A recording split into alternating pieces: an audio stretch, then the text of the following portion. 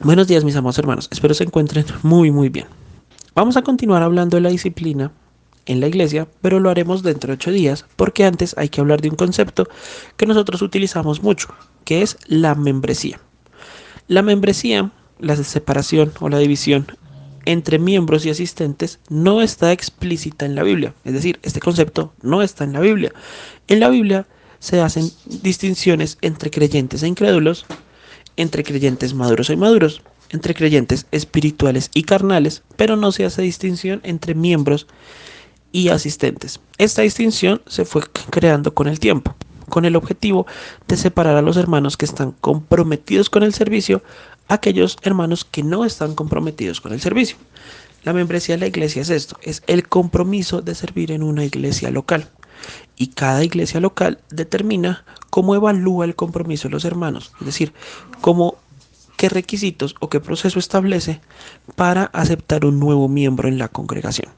¿Listo? Esto es local y es individual.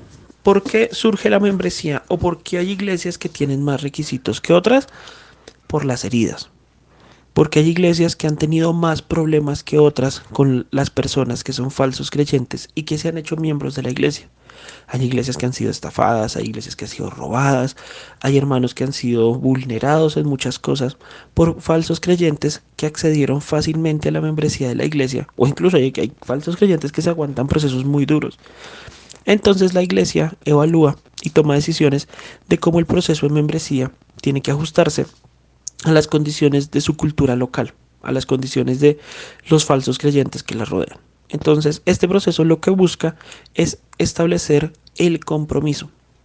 Es decir, cómo identificamos a alguien comprometido con el servicio de la iglesia con alguien que no está comprometido. Ahora, ¿qué principios vemos en la Biblia acerca de la membresía? Primero, vemos que todos los creyentes en las iglesias se identificaban con una comunidad local. Pablo, cuando escribía una carta a una iglesia, lo escribía basado en la ubicación. Es decir, él no escribía una carta hablándole a los hermanos ni a nombres propios de las iglesias, sino a las ubicaciones. 1 Corintios 1:2 arranca diciendo a la iglesia de Dios que está en Corinto. Otra cosa importante es la responsabilidad y el cuidado mutuo. Es decir, nosotros como creyentes tenemos responsabilidad con nuestros otros hermanos, eso está en Gálatas 6:2, y en Hebreos 13:17 dice claramente que debemos obedecer a nuestros pastores y sujetarnos a ellos porque ellos velan por nuestras almas. Ahora, ¿cómo vamos a obedecer y sujetarnos a nuestros pastores si no les conocemos? O sea, si vamos a una iglesia y no sabemos quién es el pastor. Ahora, es importante también tener claro que la disciplina es responsabilidad de la iglesia local, no de la iglesia universal.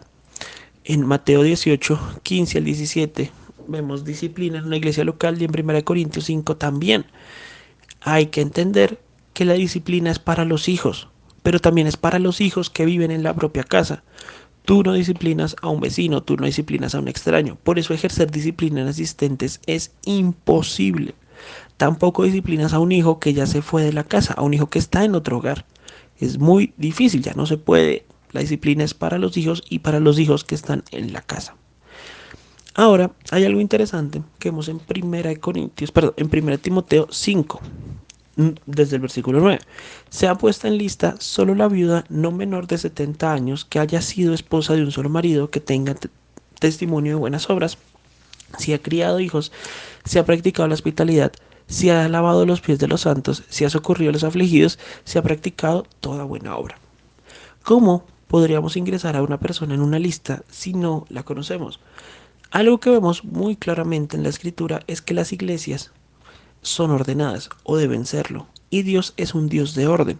Así que incluso en la repartición de bienes para los necesitados se ponían o se establecían algunos requisitos. Y en este caso, para el requisito para las viudas es que no fuera menor de 70 años, o sea, que para ponerla en una lista, que tuviera muy buen testimonio, que haya criado hijos, que haya practicado la hospitalidad y que participe activamente en el servicio de la congregación. Esto es imposible de hacer para una persona que sea asistente. ¿Sí? Esto solo se puede hacer para una persona que haya sido miembro de la iglesia. Ahora, algo que también vemos que se repite constantemente en las congregaciones, son las cartas de recomendación.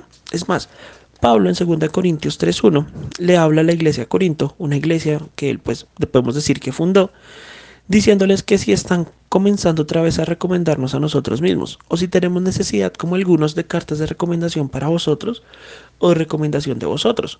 Pablo lo dice porque pues en la iglesia él era súper conocido, pero cuando un hermano se movía entre congregaciones, es decir, se desplazaba de una congregación a otra independientemente de la causa, este hermano tenía que llevar o solía llevar cartas de recomendación para decir, miren, yo soy un creyente que asisto y participo en la iglesia que está en Jerusalén, la iglesia de Filipos, y vengo a ayudarlos, o voy a vivir ahora aquí cerca. Entonces, estas cartas de recomendación también nos muestran como una distinción para los hermanos que venían como enviados o que venían de otra congregación, o hermanos que ya eran miembros de otra congregación.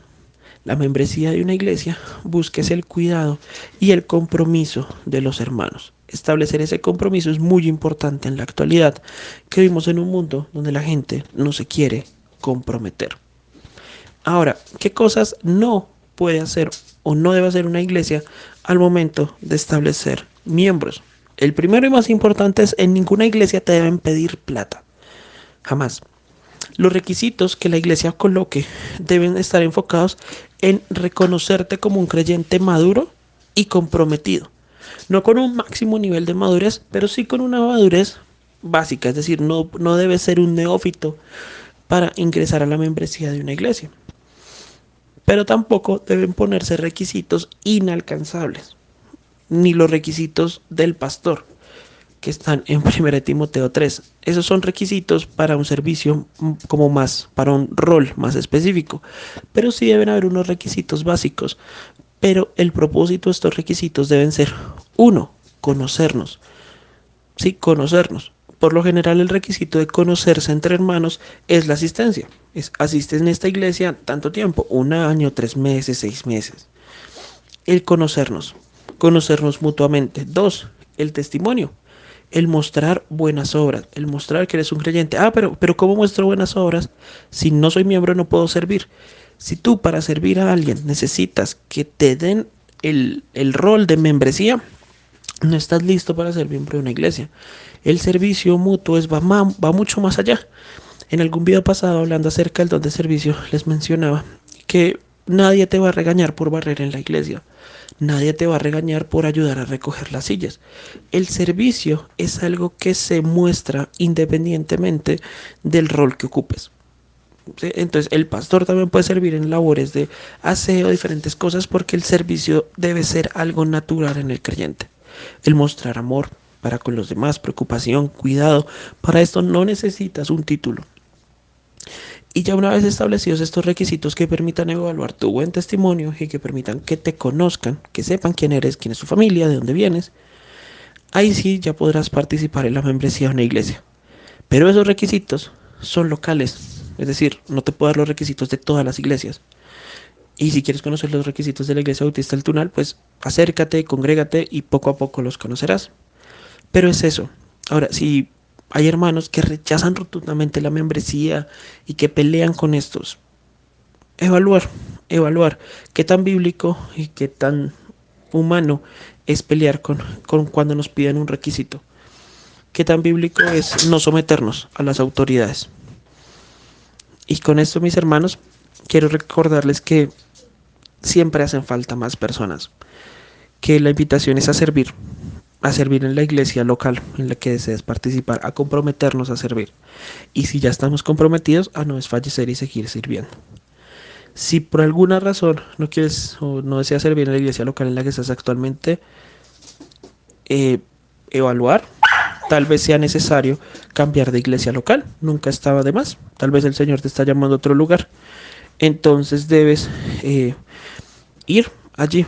No, la iglesia debería estar compuesta de solo miembros y no solamente de turistas. Si llevas mucho tiempo sin servir, te enfrías y te comienzas a volver un miembro inactivo. Y sabemos que en nuestro cuerpo los miembros inactivos generan problemas de diferentes formas. Así que, bueno, el llamado es a servir y a seguir animados sirviendo. Muchísimas gracias, mis hermanos. Que tengan un feliz día.